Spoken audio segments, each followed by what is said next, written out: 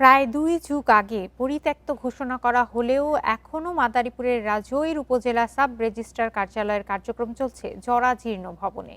বিভিন্ন স্থানে বড় ফাটল, খসে পড়ছে ছাদের পেলেস্তারা, বেরিয়ে এসেছে রড।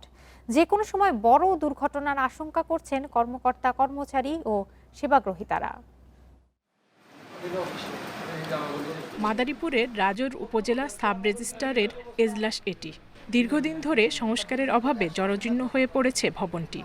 এজলাসের ছাদের পলেস্তারা ভেঙে পড়েছে অনেকবার। কোনো রকম জোড়াতালি দিয়ে চলছে দলিলের কাজ।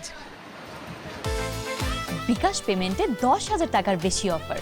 শপিং চলছে তো। একই অবস্থা ভবনের অন্যান্য রুমেরও। খসে পড়েছে পলেস্তারা, বেরিয়ে গেছে ঢালাইয়ের ভেতরের রড। দেয়াল ও ছাদের বিমে দেখা দিয়েছে ফাটল। মেঝের অনেক জায়গায় ঢালাইও উঠে গেছে।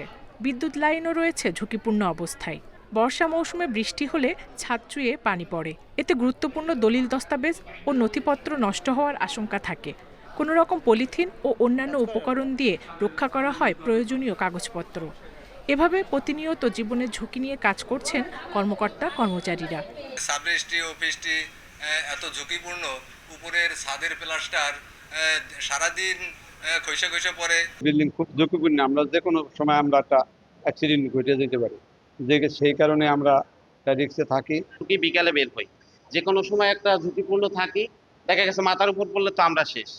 ঝুঁকিপূর্ণ অবস্থায় অফিসের কার্যক্রম চলছে জানিয়ে এ বিষয়ে সংশ্লিষ্ট কর্তৃপক্ষকে লিখিতভাবে জানানো হয়েছে বলে জানিয়েছে জেলা রেজিস্ট্রার।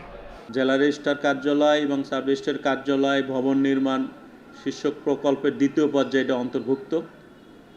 প্রশাসনিক অনুমোদনও পাওয়া গিয়েছে। ভূমি অধিগ্রহণের পরবর্তী কার্যক্রম চলমান আছে। 2024-25 অর্থবছরে 7,290টি দলিলের মাধ্যমে প্রায় 46 কোটি টাকা রাজস্ব সরকারি কোষাগারে জমা হয়েছে। প্রতি বছর গড়ে প্রায় 50 কোটি টাকার রাজস্ব আদায় হলেও ভবনটি রয়েছে চরম অবহেলায়। Independent news.